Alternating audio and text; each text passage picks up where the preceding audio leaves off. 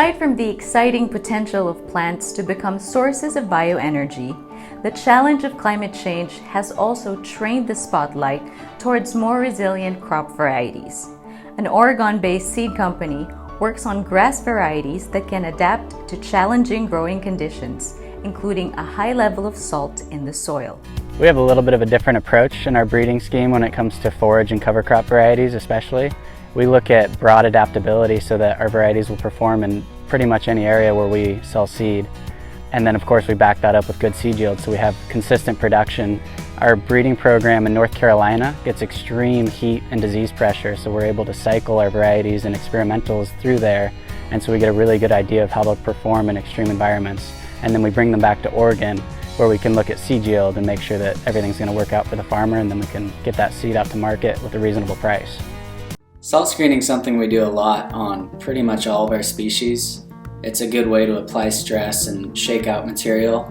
So we like to really screen things hard, and we'll actually put them into salt baths where we take the salt content all the way up to ocean levels of salinity. So then we kill 90+% of them a lot of the times, and then we get really intense selection pressure on the survivors and are able to move them forward and shift the population to what we want.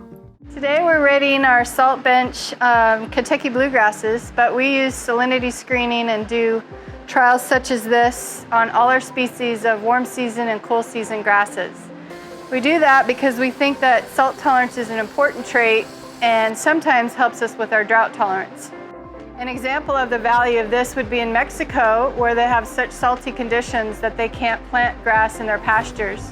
So we've done research on our forage grasses, for example, and have varieties that have higher salt tolerance that they can incorporate and use down there where they would not be able to grow grass, and now they can.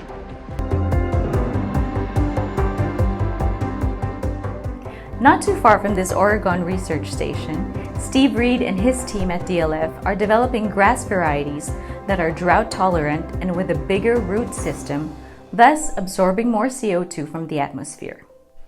Hi, I'm Steve Reed. I am currently the head of R&D for DLF in North America.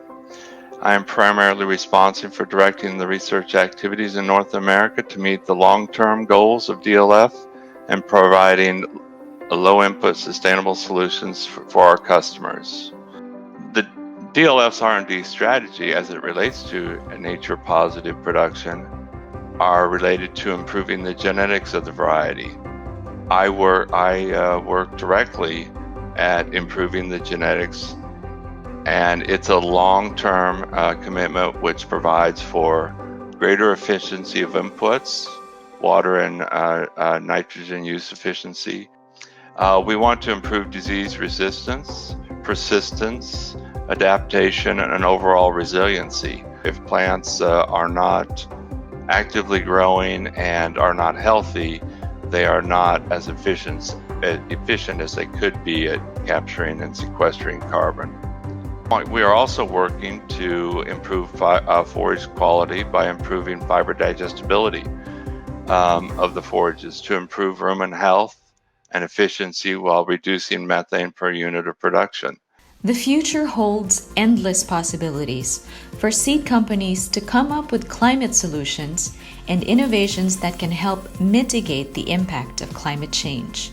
You know, seed companies have really been foundational to agriculture, continuously improving germplasm for yield as well as for other traits. For example, I mentioned that at the basic or translational level here in universities and at public laboratories, we are looking to find ways to improve stress resilience of crops. And as you know, with climate change, these weather events becoming stronger and more damaging to crops. For example, here this year we've had damage to our wheat and corn crops in the northern U.S. due to drought.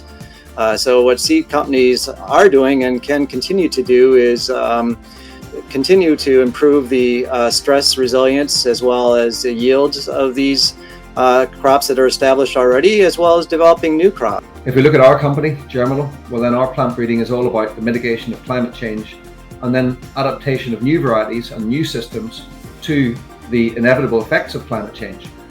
So for us, nutrient efficiency is going to be key, and that is nutrient efficiency of plants in the field, producing more forage yield while still using less artificial fertilizer.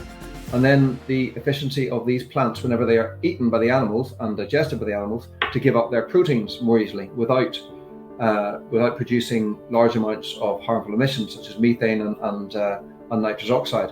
5 to 10 years is a short time in breeding and variety development, but DLF researchers worldwide are developing more resilient varieties year after year to keep pace with the increasing global temperatures, increasing frequency of droughts, as well as the increased spread and distribution of crop diseases. But broad-reaching climate solutions will require much more and it will require unconventional technologies, unconventional alliances. The seed sector, public and private, must work together to share ideas, collaborate, and come with scientifically sound solutions. At DLF, we have a long history of developing and delivering science-based solutions, and we are advancing our genetic improvements with new technologies. But we also desire to have partners with farmers, other seed companies, universities, and others involved in sustainable climate solutions.